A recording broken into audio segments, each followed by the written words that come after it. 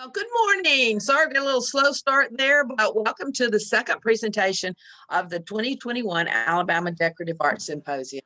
We're glad you could join us this morning, and I'd first like to thank the Alabama State Council on the Arts for continuing to fund the decorative arts presentations. This year, we were able to install an exhibit. I hope some of you may have seen it at this point, called Plain and Simple, Fine and Fancy, a survey of Alabama decorative arts, and it's at the Crest Building here in Montgomery on Dexter Avenue. It'll be there for a couple more weeks, so you'll have a chance to stop by when you get a coffee at Prevail. But you can also tour it virtually at landmarksfoundation.com, linked to the decorative arts exhibit.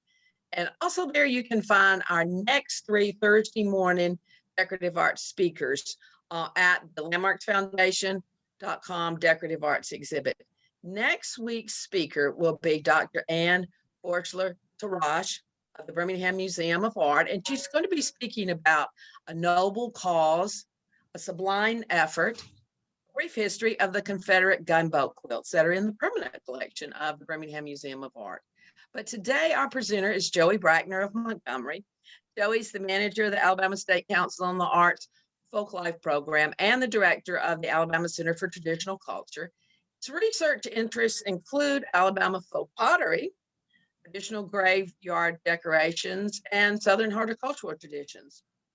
In his monumental publication that we've all seen, Alabama Folk Pottery, it was based upon his 20 years at that point of experience with Alabama potters and their wares. And he presents in that particular publication a massive comprehensive survey of Alabama folk potters and the traditions that continued through the state of Alabama. And then since 2013, he has been the host of the very popular Journey Proud on Alabama's public television network. So today, Joey will be talking about slinging mud, Alabama potters, and politics in the late 19th century. To you, Joey. Thank you, Carol. I appreciate it so much. I appreciate Landmarks, and I especially want to thank you in your role as helping others present their research on historic Alabama art. You might think, well, you know, this is another excuse for Joey to talk about pottery, potters and politics. What does politics and pottery have in common? You'll be somewhat right, but there is something about potters and pottery making and politics is a little different than the average person, and that is that potters could make things that were symbolic, and throughout history they have made political pieces of pottery in Europe, around the world, and it was certainly the case in the United States. Potters held political office and commented in the press about politics. And what's wonderful since my book came out almost 20 years ago now is digitization of records and the efforts of archivists to create finding aids for those records that are not yet digitized. And that has been a huge boon for any of us who are doing historical research. And one thing that becomes clear is kind of local life, especially in the digitization of newspapers and other documents. The other thing about potters and politics, though, is, and many people may not realize this, but a pottery shop was a semi-public place. In fact, in many instances, they were actually a polling place for the community where people could go and vote. This dog trot log cabin was occupied by the Rye family during most of the 19th century, and across the road was their pottery shop. This was a polling precinct. And probably the most famous pottery shop that was also a voting precinct was in what is now Gardendale, Alabama, then known as Jugtown, because of Miller's pottery. Not the Millers of Brent and Perry County, but a totally different Miller family. There's also, of course, the connection between the consumption of alcohol and campaigning, and the connection between potters and distillers of alcohol. So all of those connections are there. I want to say, though, like most citizens, potters were pawns blown around by the forces of history and politics. And there's no better case, and I just want to just throw this out here because it's so tragic that the Georgia potter who moved to Alabama, John Bowen Pitchford, and his wife Nancy lost 4 sons in the Civil War. And they had lost another son as a young child through natural causes.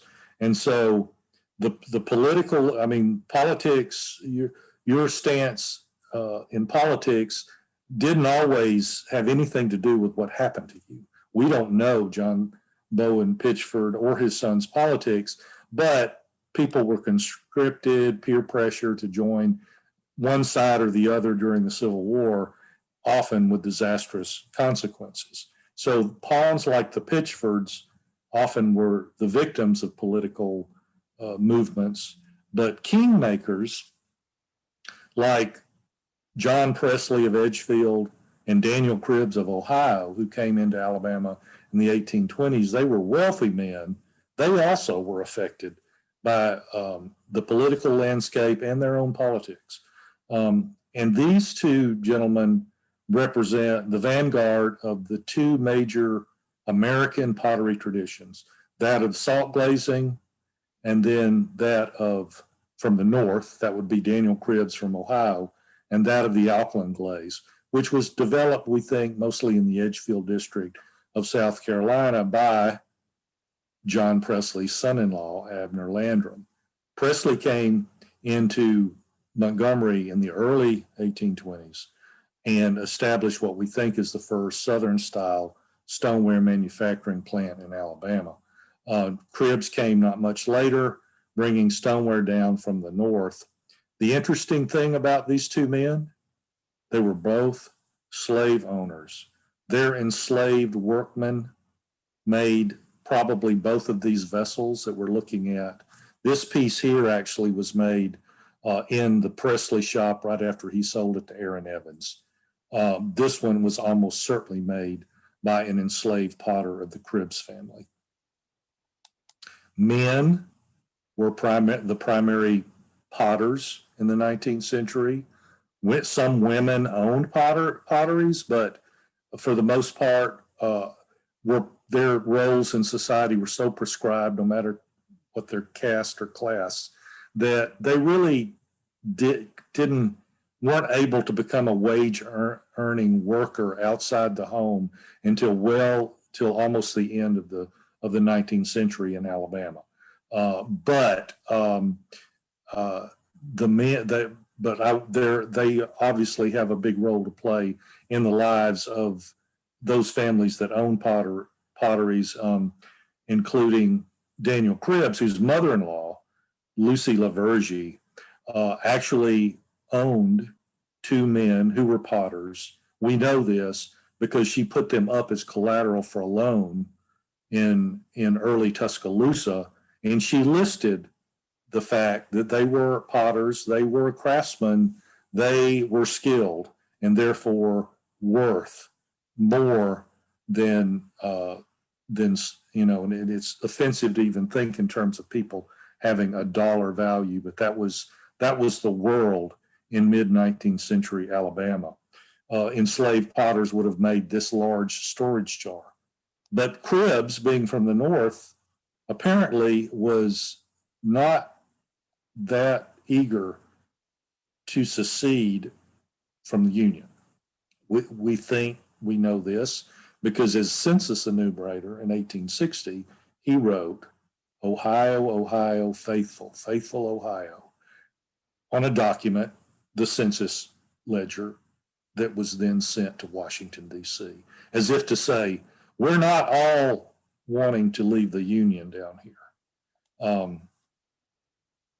But in fact, later, his son did serve in the Confederacy. Cribbs was too old by that point to serve in the Confederate Army. Cribbs had some competitors. Tuscaloosa was a huge place. It was the time, the time that Cribbs was there in the early part of his career was in fact the state capital. and it was one of the larger communities in the state, had lots of customers for pottery makers and good clay to make pottery. Now, these three gentlemen, this is one community in Tuscaloosa County, the other kind of major community that made pottery near what is now called Foster's, but back then was called Romulus. And Romulus saw a series of pottery operations. These were the pottery owners in these census years of the pottery in Romulus. You'll notice that I say owners. I don't think any of the three were actual potters, but they hired potters, or in the case of Maharrey, he may have had enslaved workers who were trained as potters. We're not sure.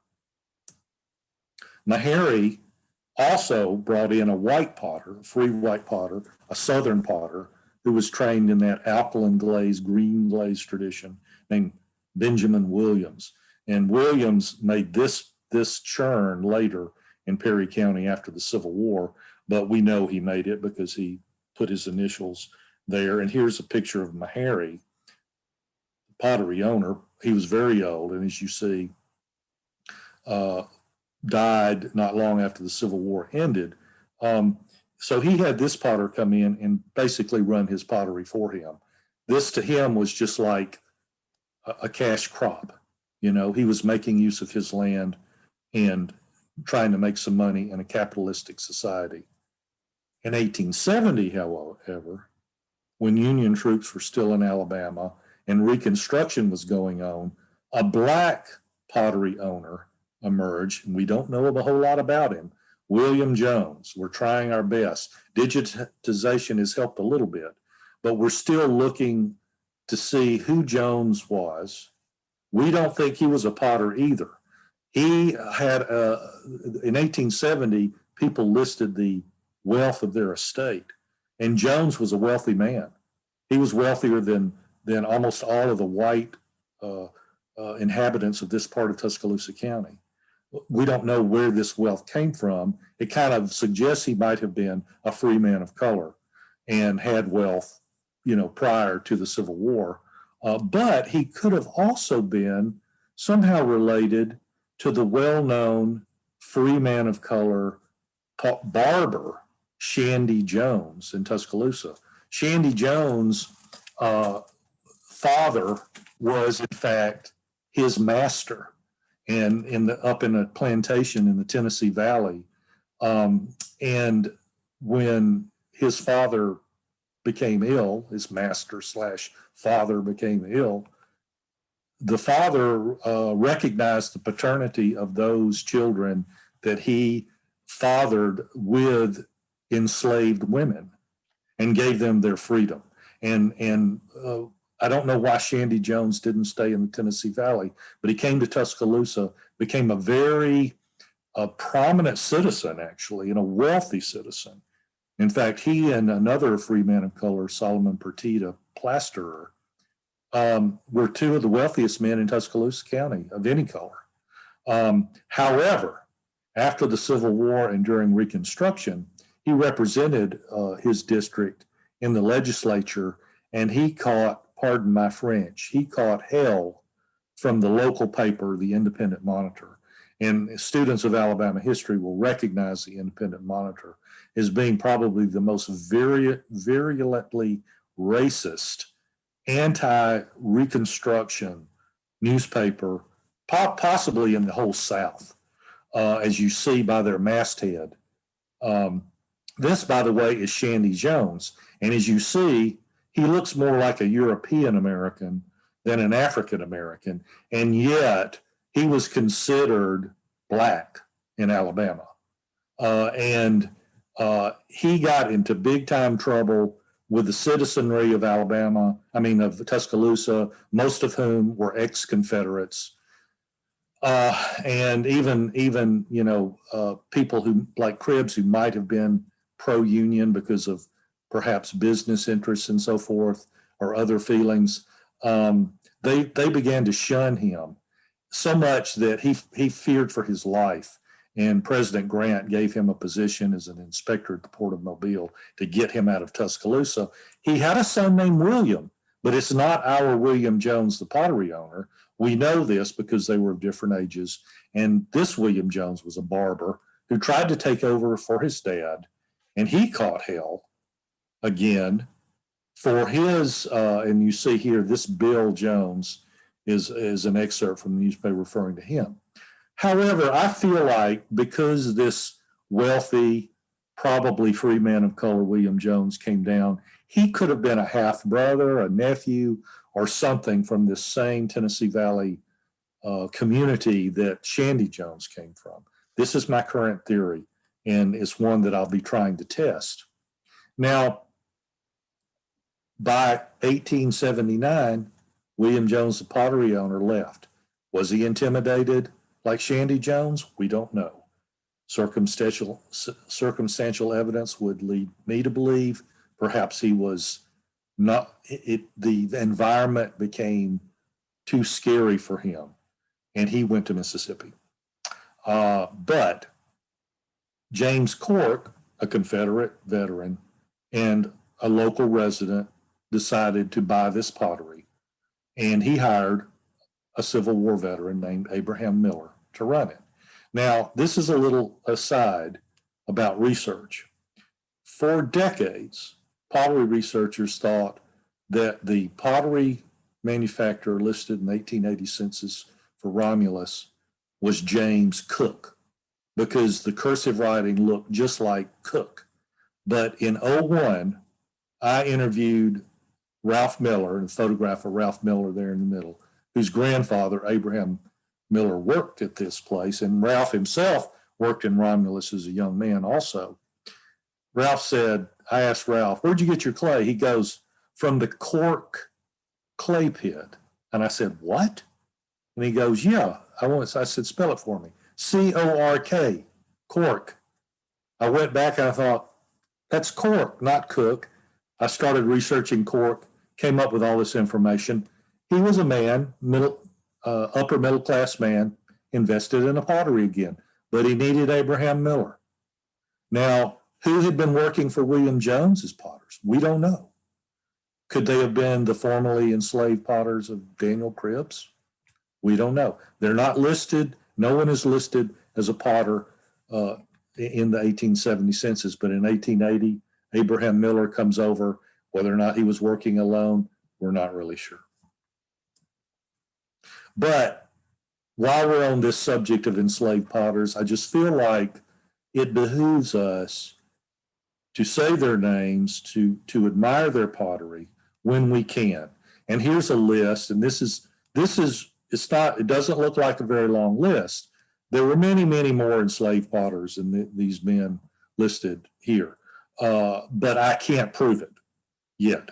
But we know these men made pottery, and mainly we know these men were enslaved potters because they also made pottery during the Reconstruction period and later, and took the name of their former master, the surname of their former master. So these, all of these salt glazed pieces up here from Tuscaloosa were most likely made by either enslaved potters or potters who had been enslaved and continued to work for the Cribbs after emancipation for wages. And down here, this piece I think was made at the Evans Presley pottery, John Presley's son, in 1850s, Autauga County, close to Wetumpka. And here is that early piece I showed you earlier. Now, this piece, another aside on research, you get it wherever you can. This piece was dug out of a well in Wetumpka. It doesn't look like any of the work of the other local potters, the Mulder family in particular. Doesn't look anything like their work. Pottery scholar said, must be from the Evans Presley shop. Then at a pottery symposium in Auburn, someone came up. Here's my jug. There's this other jug. The same pottery, probably the same potter. Again, almost certainly from Evans Presley pottery. And then my buddy Mike McEachern who will be giving the lecture in 2 weeks in the same series about Alabama stereo views, sent me this 1870s stereo view from the Montgomery photographer Lakin. A cotton plant in a jug on a table in a field. Now, I know y'all are interested in the fence and the table and all that. I'm interested in the jug because it is identical to these two jugs. So we have a piece that we know is older than 1870 from right here in central Alabama, identical to this. I feel almost certain these were made by the enslaved potters of Evan Presley. Now, if you look at another part of the state, a less prosperous part of the state, but a great area for pottery making is East Alabama.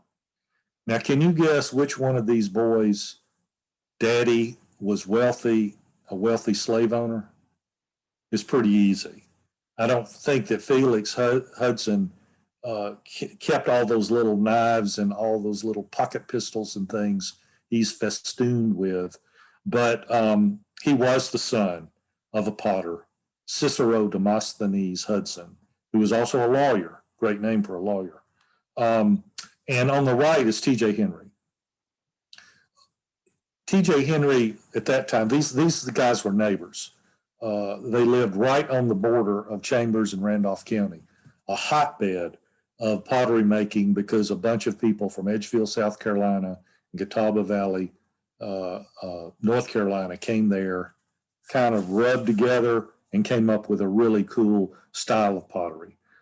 These men both survived the Civil War, luckily, but as you see, they come from different circumstances. However, both Felix's dad was a Unionist. He was a slave owner, but he was a Unionist. All the Randolph County history books say that. And T.J. Henry's father-in-law and brother-in-law were Unionists. We know this because of the digitization of records. In particular newspapers, but also a government report of an incident of the Ku Klux Klan attacking William Belcher in early 1868, late spring 1868. Here's an account from a Democratic anti-Reconstruction paper that kind of makes light of the attack on W.T. Belcher. And those of us who study Alabama pottery had no idea that he had been in the Union Army. We think he might have been a teamster for Sherman's army, and whether he was coerced into that or he freely joined, we don't know. But it apparently was common knowledge, and a local group of the Klan attacked him. Now, it's very interesting. This is General George Meade, who was a commander in a section of the South during Reconstruction. His initials were G.G. Meade. However, this writer, trying to be clever, has called him K.K. Meade, I'm sure referring to the Ku Klux Klan. But anyway, here's William Belcher as a youngish man after the Civil War, but still a relatively young man. He survived. In fact, here's another account of the same incident in a different newspaper, one that I would say was, in my point of view, is a little more objective, about him surviving this attack. And it is pretty amazing that he held off that many men with one pistol. But he apparently did, because we know he survived. Now, and here we talk, he talked, this is the article where it talks about why he was attacked. He was in the Union Army. Well, you think, well, he survived. That's the end of that story. Nah, it's not, actually. It's only the beginning. Just a few months in the early fall of the same year, the Klan returns, not finding William Belcher at his home in Bacon Level, Alabama, and Randolph County, but finding his dad. His dad, who was too old to fight in the Civil War, and they rough him up. They don't kill him, and I don't think they ever intended to kill him, but they did, according to this government publication from the Reconstruction government in the state of Alabama. They put a noose around his neck. They made him run through his own cornfield until he was exhausted, and basically pretty much terrorized him. And this is really the outcome of this incident. It was really consequential in that this whole family group, Belcher, Edmund Belcher, the dad, the son William, and the two sons-in-law, Archibald McPherson and T.J. Henry, whose Confederate portrait you saw earlier, all packed up and left. They said, we've had it. These guys are going to come in the middle of the night and terrorize us. We're leaving. And they left. And they went up and settled in a community now known as Belcher's Gap on the edge of Sand Mountain, and made the most famous type of Alabama pottery and the most easily recognized Alabama pottery that was ever made, and that's the quote unquote Sand Mountain pottery. There was pottery made on other locations on Sand Mountain because Sand Mountain's huge. However, when people talk about Sand Mountain pottery, most likely they're talking about the pottery made by the Belchers and their in-laws, the Henrys and the McPhersons, for several generations thereafter. And here are the characteristics of the beautiful Sand Mountain pottery. More pictures of Sand Mountain pottery. And this family continued to make pottery right into the 20th century, where they, in fact, were supplying legal distilleries, including the Motlow brothers of Jack Daniel, the Jack Daniels family, with jugs for their whiskey. In fact, here is a photograph of Uptain's Saloon on Sand Mountain, and this little shoulder jug here, you can see two. This guy, he needs two jugs for some reason. Here sitting on the ground. Not long after this photo was taken, Alabama enacted prohibition. One of the big political issues of the 19th century was temperance and then prohibition. And then in the 20th century, strict, not long into the 20th century, strict prohibition that actually might have benefited the potters, and I'll explain later. We talked about these potters as businessmen who were leery of secession, and I say because they knew it was going to be disastrous for business and the economy.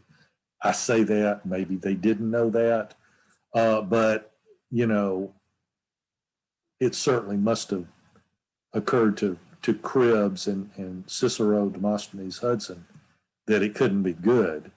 And of course, they may have just, you know, they were slave owners, but they were pro-Union. But Joel Faulkner was not. He was a Confederate. And he had come from North Carolina via Randolph County up to Shelby County, which is near present-day Birmingham. And they made fabulous alkaline glazed, lime-based alkaline glazed pottery.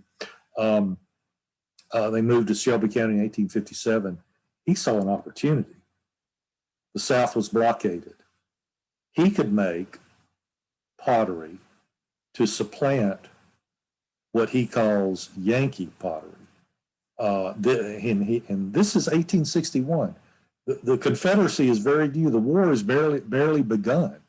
In 1861, he is putting in the newspapers and from one end of the state to the other that he's selling Confederate teaware.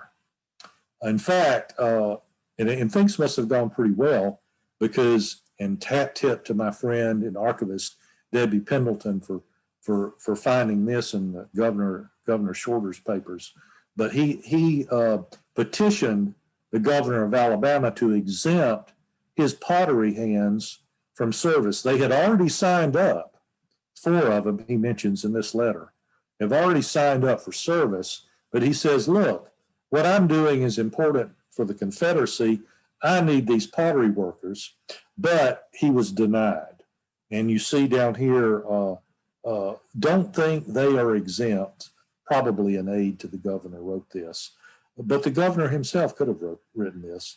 Refer him to Captain Walthall at Camp Talladega, and that was a camp of instruction when you went into the Army, one of that one and one near Notasulga.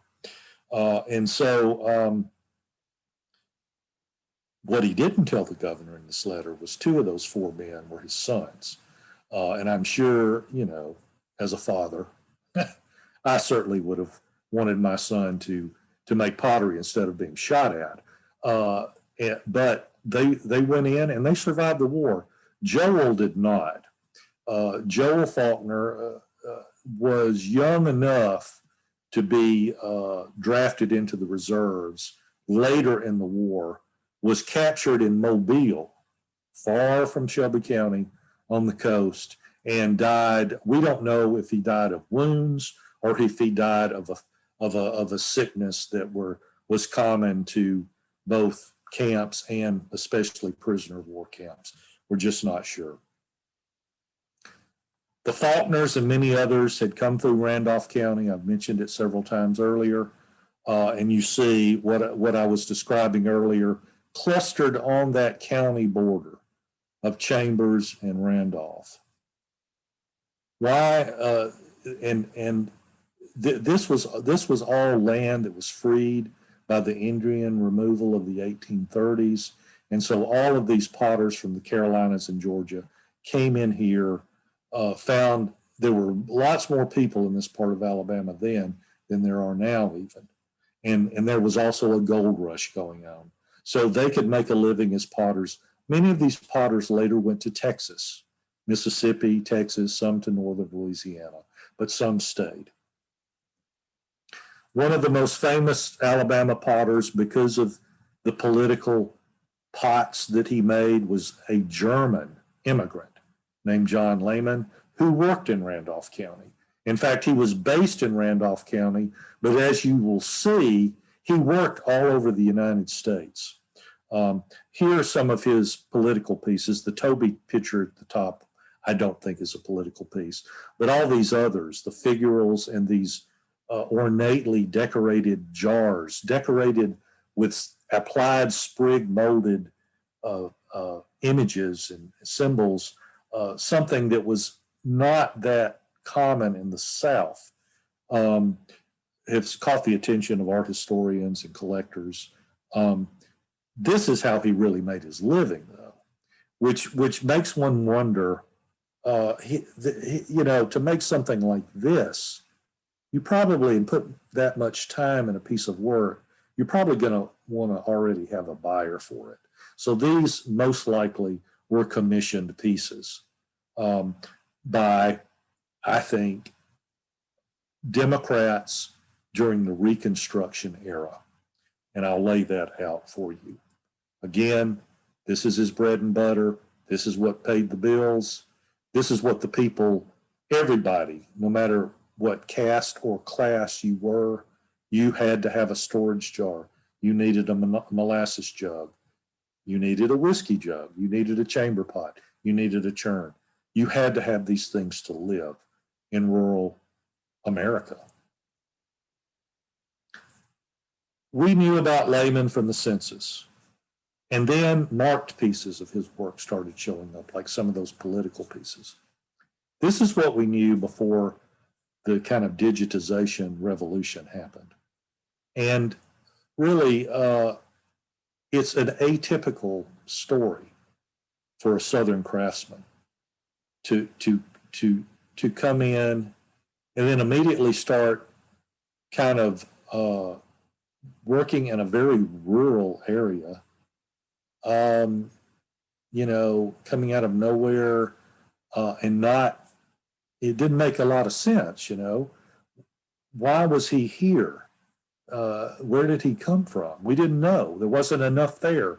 A glimpse every 10 years is not very much for the census record of working class people. So a finding aid led me to the hard copy oaths of loyalty that Confederate veterans had to take if you wanted to get your right to vote back, having been in an army that fought against the United States. So, there's usually not a lot of information about that you can glean from this kind of record, except that, the individual was at a certain place at a certain time. However, in this one, it gave some information about his naturalization, that he was naturalized in Kentucky. Well, that came out of left field. We had no idea. So when I sent off for the Kentucky record, it led me to an Indiana record where he had first declared his intention to become an American citizen in the early 1850s. And this was the process back then for becoming an American citizen. You declared, if you kept your nose clean for a few years, then you could try to make it official.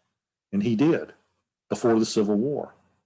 But then after digitization, and so now that we know he worked in the Ohio Valley, it makes sense that he knew how to do sprig molding and things of that nature, which was more common on fancy northern wares. Here's a map of transportation networks of river and canal, especially networks in the period that Lehman entered the United States. And look up here in the Ohio Valley, all of those canals and rivers. He came out of New York and went this way.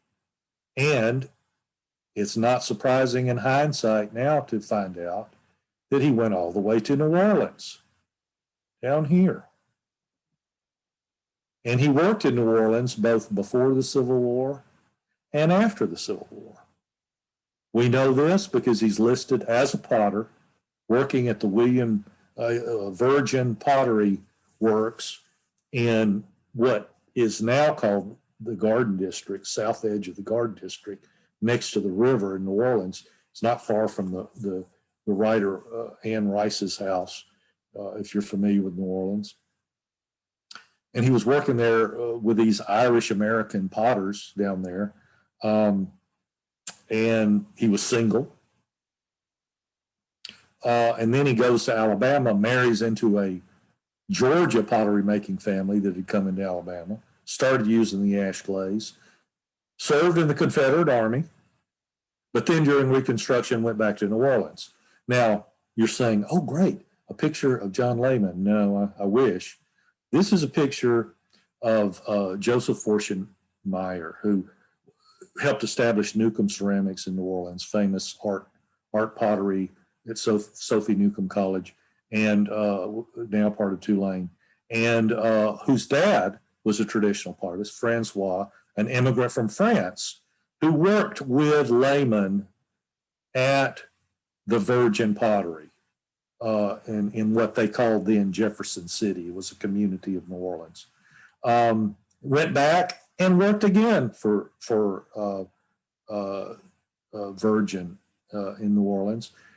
Francois Meyer brought his family over after the Civil War. He had worked in New Orleans before the Civil War, brought the family in.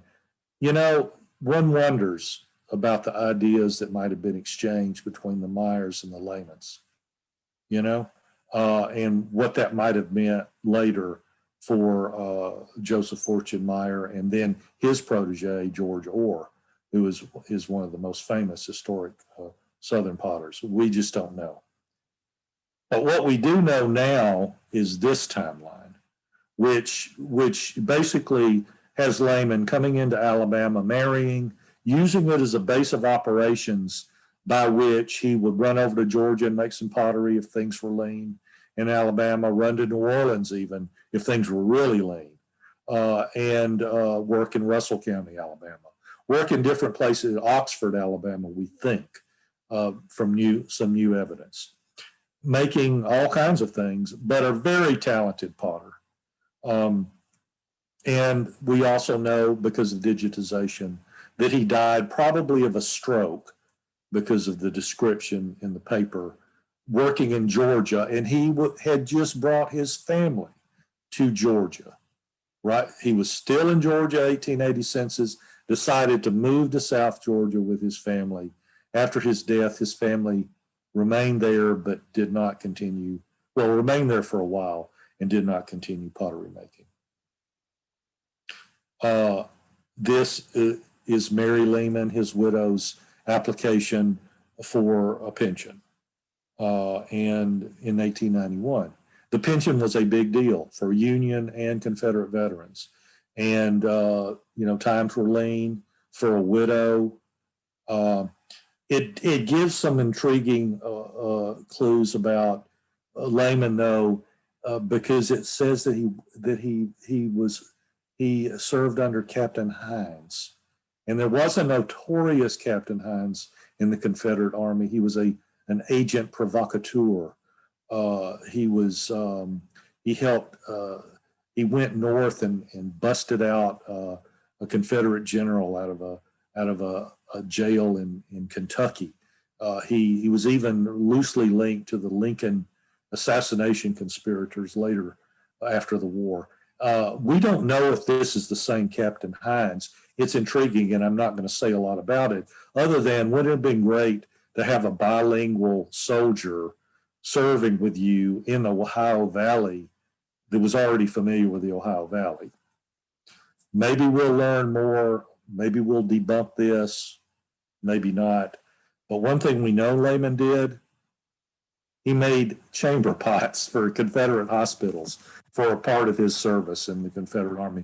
We think he may have gotten sick or wounded because he had to go back to a camp of instruction, we think, for recovering from something.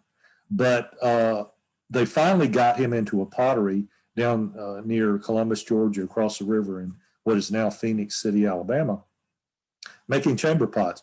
But look at what all this there's this long trail, bureaucratic trail of invoices and letters about the making of chamber pots at the end of the war, when the writing was on the wall and the outcome of the war was not in doubt. And it just is kind of mind-boggling in hindsight to look at these letters. But he is described in the letters as a German who was an exceptional potter, and he could get this done. The thing is they didn't get the money over to pay for all that went into pottery making in time. And finally, the chamber pots were made 1 month before Lee surrendered. So it's kind of crazy. But and that's not one of Lehman's chamber pots, but that would have looked something like what he made. What he's known for, we don't know what these things were supposed to be. They have the seal of the United States on one side and a biblical scene on the other, which I'll describe in a moment. Were they boxes that you put your ballot in? Were they, was it commemorating the bicentennial? Was it one of the Democratic Party thing? Jackson Day, the day that the Battle of New Orleans was fought, became a real occasion for Democratic Party dinners and things. It actually still goes on today. Now they're called Jefferson-Jackson dinners that usually occur in January. Was it about redemption? Was it about the failure of Reconstruction and the celebration of that fact by an ex-Confederate? We don't know. He made these other similar jars with American presidents on them. Again, they survived. They were valued. Thus, they survived. These two are owned by the Birmingham Museum. Kudos for them for going after these pieces. Hurrah for Jefferson. Hurrah for Washington. One is Jefferson and Jackson. The other is Washington and Jefferson, of the other president on the other side. But here is those Revelation jars. Seen from Revelation 20, the angel throwing the devil in the pit during the end times. The devil is chained. He's usually looks like a dragon or a monster. And usually the angel, sometimes it's a woman, sometimes it's kind of a, androgynous looking creature. What does this mean? it's just totally open to interpretation. You've got the seal of the United States on one side. Does this mean the beast is Reconstruction? We're getting rid of it. What does it mean? Is the beast whatever the Republican candidate is? Who knows? Maybe we'll find out. We'll keep looking. As you can see, this image from Revelation 20 is used all over the place.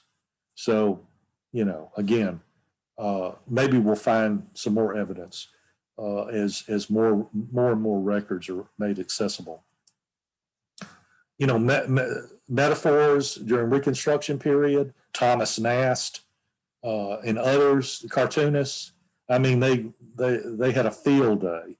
Samson Agonistes on the right, knocking down the Temple of Reconstruction. Everything and anything and everything was thrown out there. Racist caricatures were predominant, even among people who were that were ex-Union folks. I do want to mention just very briefly, by a process of elimination, there was a fundraising thing that went on called jug breaking. And jug breaking is where kids in the neighborhood would go solicit pennies and nickels for a cause. In Marion, Alabama, the jug breakings in 1881 funded the Confederate memorial put in the cemetery of 1882. This is that first wave of memorials that were not the lost cause, let's change, let's rewrite history or write history in a way that advantages us, that came 20 years later. This was a memorial for the dead in a cemetery. In fact, the Marion newspaper says, and the monument still reads, this is for the unreturned dead. These were for the bodies that never made it back to Alabama. We want to remember them with this monument. I don't think Lehman's jugs were filled with money and broken. Why would you do that? It was an expensive piece of pottery, but maybe we will find other jugs that may have inscriptions for fundraising of various things. This was a thing north and south, jug breakings in the late 19th century, usually for church, Sunday school, or regular schools just to raise money. The figurals, an independent scholar named Samuel Hardman in Georgia came up with, both identified the Revelation 20 jar as referring to that, good work on his part, and also came up with a theory that these figurals are probably representations of Black office holders during Reconstruction, and I think he is right. I think he is right on the money. These faces, they're over the top, racist, racialized stereotypes that you see in cartoons of the period criticizing Black office holders, whether it was white Democrats doing it or Northern Democrats, Southern Democrats or Northern Democrats.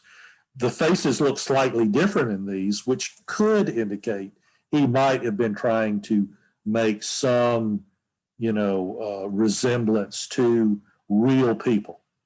And there's a photo of one of the Alabama Reconstruction legislative body down below, a racist cartoon on the left there. We don't know. Two of the three of these vessels are in public hands. High Museum in Atlanta owns one. Birmingham Museum owns another. Incredible piece. They are 3 feet high. They're huge. And we're so happy, whoever saved these for us to enjoy, we're so happy that they did. So Lehman dies and Reconstruction is over and Blacks are disenfranchised again. And potters are reduced mostly to middle class at best, white potters who sometimes can hire African-American helpers. And because of the railroads and the competition from northern pottery factors, it becomes less and less and less a great thing to be in. But Abraham Miller persisted. In Perry County, which is, if you don't know, in the west central part of Alabama, not too far from Tuscaloosa, not too far from Selma, Abraham Miller was a Union veteran. He didn't own up to this until after his wife died. He married a woman from a French pottery making family on Mobile Bay named Frances Lacoste. She had been married to a Confederate soldier named Lavender, last name Lavender, who was killed in the war. So Miller came in right after the war with a story about how he was forced to leave Pennsylvania because of his politics. He wouldn't vote a certain way that everybody in the community wanted him to vote. So he left. He didn't say anything. He was probably very vague about his Civil War service. How do I know this? Is because his grandson took him in the 1820s to sign up for his Civil War pension. He had never drawn one before. He gave up 3 decades of pensions because he did not want to reveal this secret. And he waited, wait for it, until his wife died. So that's kind of interesting. I mean, the probate judge, the rest of the community, he didn't care. He was ready to reveal it as soon as Frances passed away. So obviously, Frances would not have liked it. But here is an excerpt from my 01 interview with Ralph Miller. Ralph was born in 04, and he went with his granddaddy and witnessed all of this. And they actually had to get Washington involved to establish the fact that he was not Abraham Miller, but in fact, Abraham Miller Cole, who had been a Union soldier. One of Abraham Miller's buddies, Solomon Ham, is probably the most colorful figure in the history of Alabama pottery making. Solomon grew up in Randolph County, moved with a bunch of Randolph County people over to Perry County, a westerly movement right before the Civil War. He was a giant of a man. Ralph Miller remembers him being huge when he was a child, stood well over 6 feet, which is good because pottery making is strenuous, especially when you make large utilitarian forms. But he was a character. He was a correspondent for the Marion paper. So he would write a column for the little jug town he lived in North Perry County for the paper, and it was a very popular column. And there were all these little comments about Saul Ham. He's a character. He's a great storyteller. And he must have been, because he got involved in politics. He kept threatening to get in politics, and he would report on the political sentiment of his area. And he seemed to be somewhat attracted to the Farmers Alliance, which was an unheard of third-party attempt to kind of break up the monopoly of the post-Civil War Democratic Party. It's really scared the Democratic Party and eventually ended up in what I consider the worst state constitution in the United States, the 01 Alabama Constitution, which basically stripped local power, put it in the hands of Montgomery, and also suppressed working class whites and blacks and disenfranchised them. Well, Saul Ham ultimately decided not to get into politics, but he talked a bunch about politics. He I believe, was written in as a candidate here and received these 21 votes because he was so popular in the county. And he, I think in part, his association with pottery making and the fact that I think he was a drinker and may have recognized that was not a good thing politically for that time and place. And you can see this comment from the Marion paper here that if Saul were to run, his inspiration would come from his jugs, which not the ones he made probably, but the ones he drank from. Here's a piece of Saul Ham's pottery. He was a fabulous potter, worked in all the glazes known to potters in the late 19th century. And he was not for prohibition. Prohibition really started hitting Alabama in terms of legal prohibition in the 1880s. All kinds of editorials about prohibition, all kinds of editorials about the jug bill, which would restrict the shipping of alcohol from a wet county to a dry county. And a lot of newspapers were against it. They said it's going to be bad for the economy, but the descendants of the temperance movement, the prohibitionists, pushed it through eventually almost everywhere. But here Saul Ham writes, orders for prohibition jugs seem to be of a growing nature. I have orders for 15,000 gallons worth. And I think what he's saying is, hey, you make whiskey illegal, I'm going to sell this to the illegal moonshiners. I'm going to keep making money. I don't care what the law is. And that's the way that I read that. And I'll leave y'all with, coming to a close, I love this comment from the Marion newspaper. The third party refers to the Farmers Alliance. He goes, the third party people of Severe Beat, and that's the Jug Town community up near Sprott, held a meeting on the 11th. But Saul Ham and Abraham Miller had their own meeting, and they failed to adopt any platform. So you can read into that: drinking, telling tall tales, having a good time.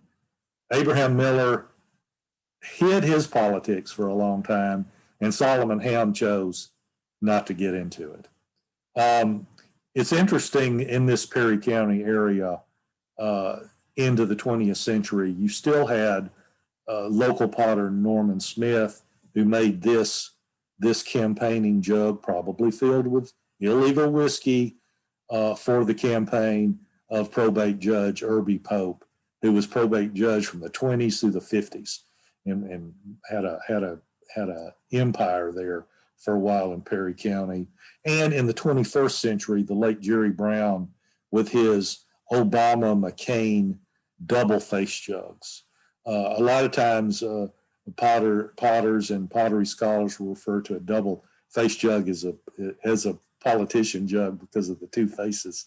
In this case, though, Jerry meant for the white side to represent John McCain, and he even put that little kind of bump, kind of gristle knot that McCain had on one side of his face on this face jug. And Obama, neither one of them looked that much like the candidate, but he made a limited number of these. He also made a Romney and Obama double face jug, and he didn't live long enough for the 2016 election. I would have loved to have seen what a Hillary Clinton and Donald Trump double face jug would have looked like. I can only imagine. But anyway, I want to thank you for tuning in. I'm sorry about the earlier technical difficulties, but I appreciate y'all, and I will entertain any time-shifted questions that you might have via Landmark's Facebook page. Thank you so much. Joey? Yeah. Joey, can you hear me? We do actually have some questions coming in on Oh, chat. good. Awesome. Do you have any evidence or seen any evidence, especially with the Belchers, of using enslaved females as potters, or even later as employees, or any other evidence across the board of enslaved female? No, I have seen no evidence of enslaved females as potters. Now, females of pottery making families, after it became more accepted for women to move out of the home and become wage earners, that they often would, in fact, be business managers and help sell pottery and even help create pottery. But that is mainly an early 20th century thing. So that's what I know so far. The one instance of a 19th century woman making pottery is probably the exception that proves the rule. The daughter of the potter was known for being able to make great pottery on the wheel, but that was noted because it was so unusual, and that was down in the Mobile area. Mm-hmm. But yeah, that's a good question. Well, I do want to thank you. And if for those, this actually is recorded and will be shared with the folks who could have come in late or couldn't make it at all. And so in other words, we will be entertaining more questions as people hear your presentation. But I do want to thank you and as well as our attendees. And next week's speaker, Thursday morning, 10 o'clock, will be Dr. Ann Forchler and Tarash of the Birmingham Museum of Art. And her topic will be A Noble Cause, A Sublime Effort, A Brief History of Confederate Gunboat Quilts. Thank you for attending, and thank you, Joey. Bye-bye, everyone.